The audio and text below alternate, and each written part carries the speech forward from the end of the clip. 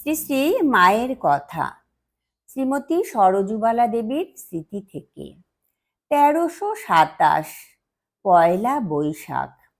সন্ধ্যারতি শেষ হয়ে গেছে। গিয়ে দেখি মায়ের জ্বর।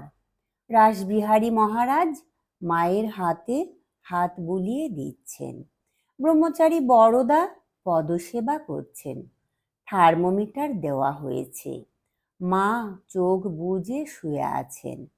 আমি এক পাশে দাঁড়িয়ে। মা একবার তাকিয়ে জিজ্ঞাসা করলেন, কে?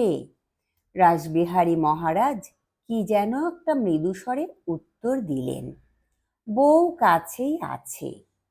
জ্বর দেখে 101.1 ডিগ্রি বললেন যেন শুনলুম।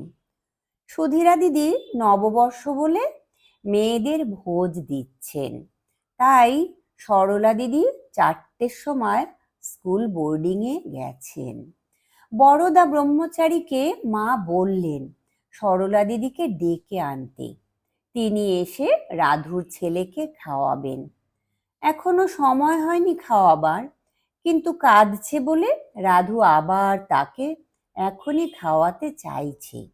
মা বারণ করছেন বলে রাধারানী রেগে তাকে গালাগালি দিতে লাগলো। তুই মর, তোর মুখে আগুন। শুনে আমাদের মহা বিরক্তি বোধ হতে লাগলো। মায়ের এই অসুখ, তার উপরে এই সময় এমন সব গালাগালি দেওয়া। রাধু কিন্তু আরো কত কি যে বলে চেঁচাতে লাগলো। এইরূপ প্রায়ই হয়, কিন্তু মায়ের অসীম ধৈর্য। চিরদিনই চুপ করে মা সহ্য করে যান। এবার দীর্ঘকাল অসুখে ভুগে আজ তিনিও বড় ত্যক্ত হয়ে উঠলেন। বললেন, হ্যাঁ টের পাবি, আমি মলে তোর কি দশা হয়। কত লাথি ঝ্যাঁটা তোর অদৃষ্টে আছে জানি না।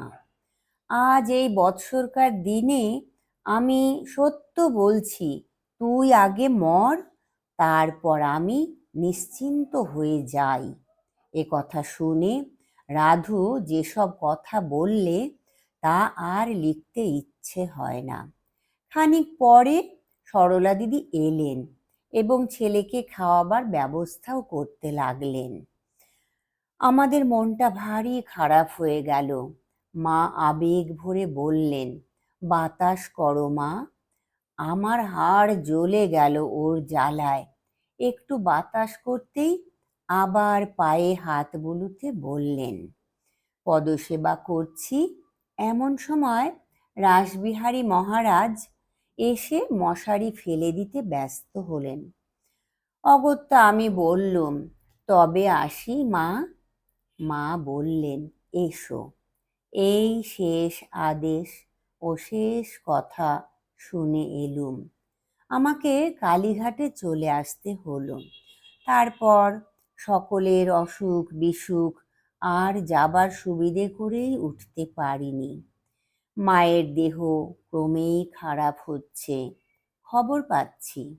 শেষে যেদিন গেলুম, দেখে মনে হলো আমাদের সব শেষ। তথাপি আশা। জয় ঠাকুর, জয় মা, প্রণাম মাগো।